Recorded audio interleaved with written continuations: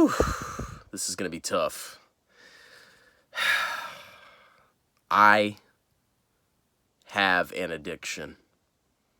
It's true. I really do. And it's actually important to personal finance.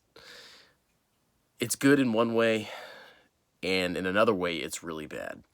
Now, think about this. What is the whole purpose of personal finance? In my opinion, it's to give you freedom. It's ultimately about freedom. Personal finance is not about just stacking up dollars in your bank account so you can be rich and have more money than somebody else. You don't have to have more money than somebody else. You don't have to be the richest person in the world to achieve financial success. That's not the point of it. The point of saving money, of living below your means, is so if you ever run into a situation where you need to survive without working, or you want to retire, financial planning, financial savings, saving your money is the key to accomplishing that goal. Now, to get there, you have to make sacrifices. You have to live below your means. You have to forego large purchases. You have to make room in your budget to save. And I've been doing that for a long time. Ever since I had an income, a paycheck, I've been living below my means. I mean, every month, if I wasn't saving money, I was nervous. Like I've never been in a situation where I've been down to my last dollar because I never allowed myself to get there. I've gotten into fights with my spouses, not about money, not about running out of money, but about not saving money. Okay? That's how fanatical I am about saving. I'm addicted to it. I'm not even joking. I consider myself successful if I'm saving money. If I don't save money, it's almost like I'm about to go bankrupt. That's how nervous it makes me. So freaking nervous. I lose my mind. I go insane. And it's true. And so what? I'm 33 now. So I started working when I was, I had like summer jobs as a kid, obviously, but I really got into the workforce when I was 21 and I joined the Army. And as soon as I joined the Army, I started saving like crazy, just like absolute psycho. Like I would be driving home from work in the Army, and I would try to not hit the gas pedal as hard, and try to time or like try to control how I was hitting the gas pedal, so I wouldn't spend as much on gas. That's how freaking crazy I was. Okay, and then I went to infantry training, and then I got stationed at Fort Hood. And I saved and I saved and I saved. And then I went to Afghanistan. I saved like 50 grand when I went to Afghanistan. 50,000 freaking dollars I saved in Afghanistan. Okay. And now I get to the point where I'm at now. Okay. So I've had a lifetime of saving, just socking money away. And I'm at the point where, hey, maybe I don't know, maybe it's okay if I dip into it every once in a while. Maybe it's okay if I try to take a risk and, try to go full self-employed, but that may require me to, tap into my savings a little bit. So I was thinking about that thought. I was sitting there, I was like, I would have to dip into my savings to potentially survive while I ramped up my business. And it's terrified me. It scared the crap out of me. Even though I have hundreds of thousands of dollars that I could access. And I have income coming in anyway. So I have multiple side jobs. I have hundreds of G's. And I'm still freaking out about not saving for a month or two.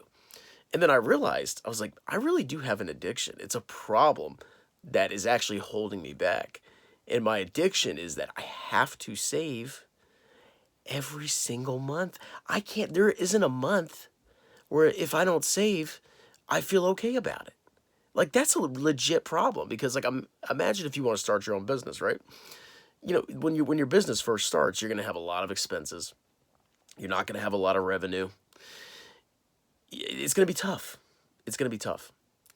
And in those first couple of months, you may have to dip into your savings. You know what I'm saying?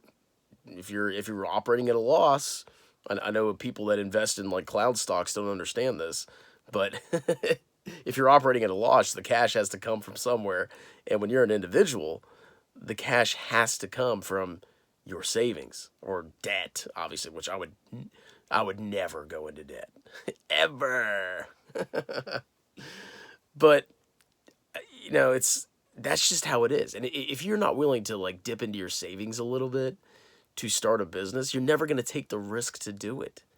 You're always going to be like, well, if I don't save every month, then, oh my God, I'm failing.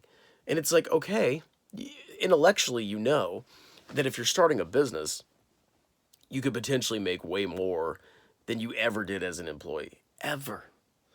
But to start it, you have to initially operate at a loss. But you'll make up for it in the future once you start making a lot of money. And to me, that's like terrifying. It's a problem. So the whole point of this video is when you get to a certain point where you can do something that you've always wanted to, you should do it. Okay? Don't be scared because you may have to tap into all the money you save. It's okay to spend some money. Okay? I'm the perfect example of this. I'm somebody I've saved since I was 21. I have hundreds of thousands of dollars. Hundreds. I'm not even bragging. I'm just saying I have hundreds of thousands of dollars that I could access. I could live for years without making any money. Zero. I could literally survive for years without making any money. And I'm making money anyway. But even now I'm crapping my pants about dipping into my savings. So it's a real problem. And then it also ties into when you get to retirement, right? So I know when I get to retirement, let's say I have like $10 million saved, right? It's going to be tough for me to dip into my savings because my whole life I've been saving. That is my reflex. That is my addiction. Some people they do drugs, and some people they do all degenerate crap.